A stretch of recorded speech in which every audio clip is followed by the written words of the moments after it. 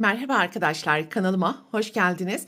Bugünkü videomda yeni başlayanlar için kolay ve hızlı gül çiçek anahtarlık yapılışını anlatacağım. Önlerden, üstten görünümü bu şekilde. Anahtarlıkların yapılışında kullanacağım ipin markası Gazzal Baby Cotton ipliktir. Anahtarlığın yapılışına sihirli halka yaparak başlayalım. 2 zincir, halkanın içerisine ikili trabzan yapalım. Ve başlangıç zinciri ile birlikte halkanın içerisine toplam 14 tane ikili trabzan yapacağız.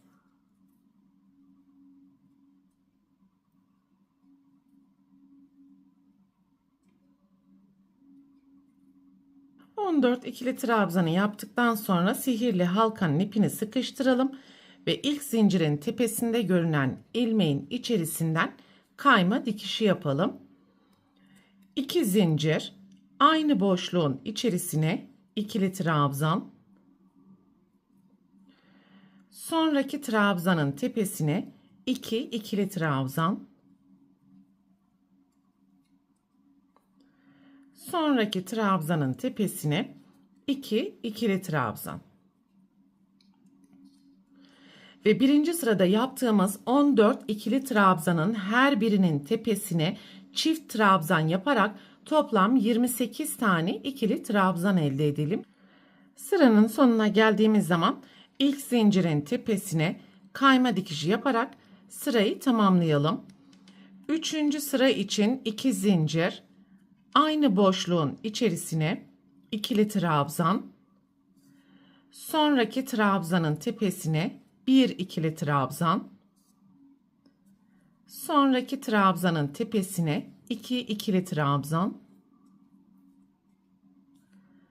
sonraki trabzanın tepesine 1 ikili trabzan, sonraki trabzanın tepesine 2 ikili trabzan. Ve sıra sonuna gelene kadar çift tek yaparak toplam 42 tane ikili trabzan elde edelim. Sıranın sonuna geldiğimiz zaman ilk zincirin tepesine kayma dikişi yaparak sırayı tamamlayalım. Dördüncü sıra için 2 zincir, aynı boşluğun içerisine ikili trabzan, yan yana 2 trabzanın tepesine 2 tane ikili trabzan, sonraki trabzanın tepesine 2 ikili trabzan,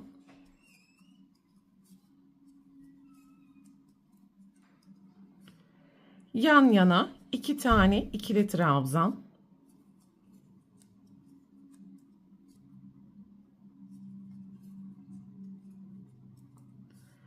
sonraki trabzanın tepesine 2 ikili trabzan yapalım.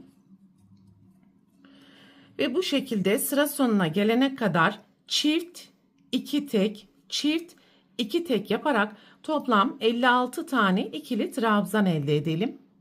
Sıranın sonuna geldiğimiz zaman ilk zincirin tepesine kayma dikişi yapalım ve bir zincir yaptıktan sonra ipi keserek ikinci açık ya da koyu renk lila ile devam edeceğiz.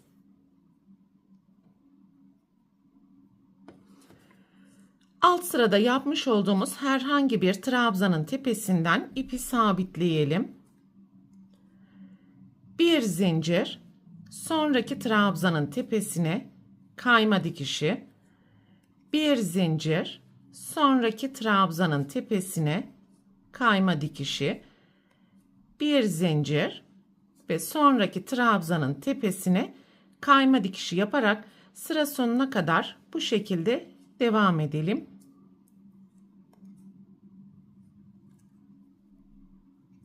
Son ilmeğin tepesine de kayma dikişi yaptıktan sonra bir zincir yapalım ve ipi keserek gizli birleştirme yapalım.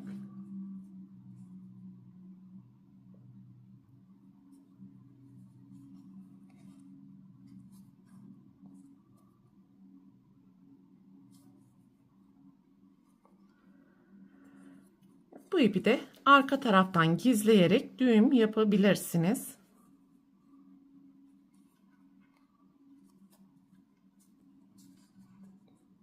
daireyi oluşturduktan sonra ilk 4 sırada kullanmış olduğunuz renk ile şimdi gül görüntüsünü vereceğiz arkadaşlar. İç kısma doğru rulo yapalım. Çok fazla sıkmayalım. Sihirli halkanın olduğu hizadan burayı bağlayalım.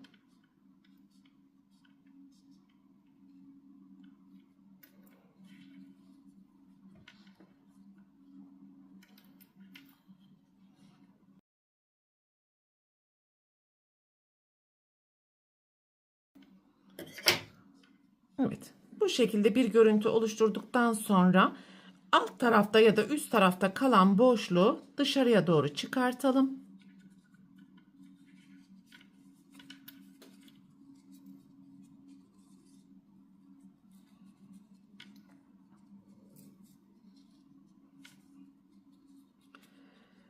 Evet, bu şekilde gül görüntüsünü vermiş olduk arkadaşlar. Şimdi buradaki gülün yaprak bölümünü yapalım. Sihirli halkayı yapalım. 2 zincir, halkanın içerisine ikili trabzan. Bu kez başlangıç zinciri ile birlikte halkanın içerisine toplam 20 tane ikili trabzan yapacağız. 20 tane ikili trabzanı yaptıktan sonra sihirli halkanın ipini sıkıştıralım.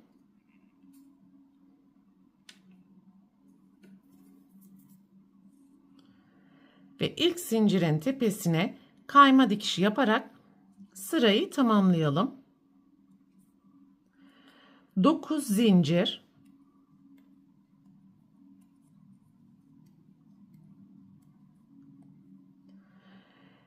ikinci ve üçüncü zincirden ilmek çıkartarak tığda bekleyen 3 tane ilmeğin hepsini birlikte kapatalım.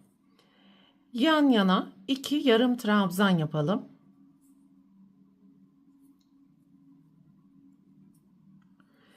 Yan yana 2 ikili trabzan.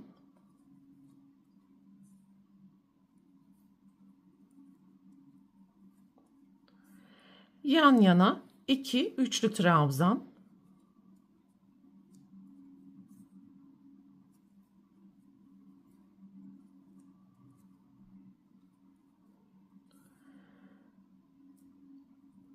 Ve ipi sabitlemiş olduğumuz zincirden itibaren sayalım. 1, 2, 3 boşluk atlayarak kayma dikişi yapalım. Birinci yaprağı bu şekilde oluşturmuş olduk. Tekrar 9 zincir.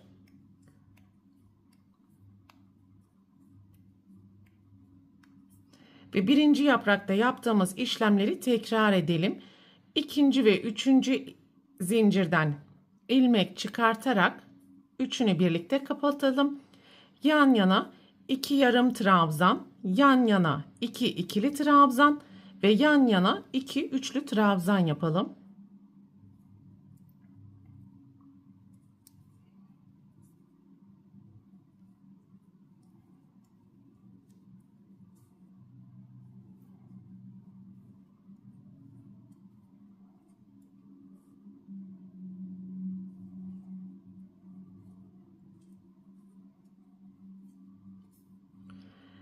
Kayma dikişinden sonra 1, 2, 3 boşluk atlayalım.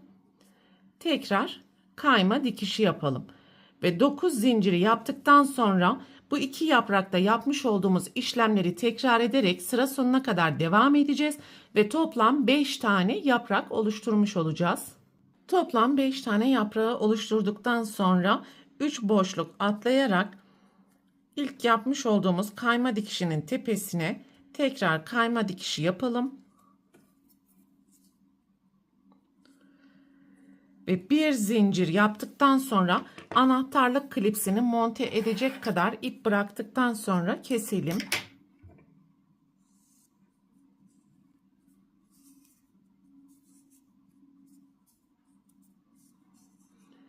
Ve bu ipi de arka taraftan gizleyelim.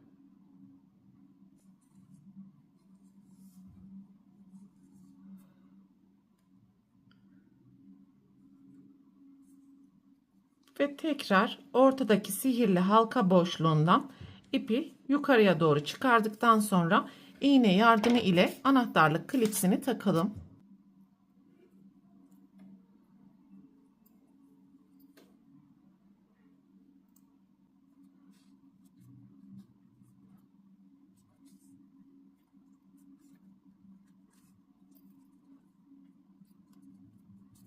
Anahtarlık klipsini bu şekilde takmış olduk. Ve şimdi yaptığımız bu yaprak ve anahtarlık klipsini güle yapıştıracağız arkadaşlar.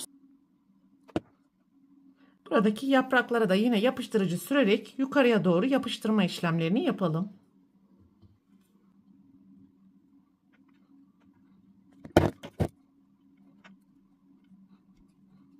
Evet, böylelikle anahtarlığın tüm yapılış aşamalarını tamamlamış olduk arkadaşlar.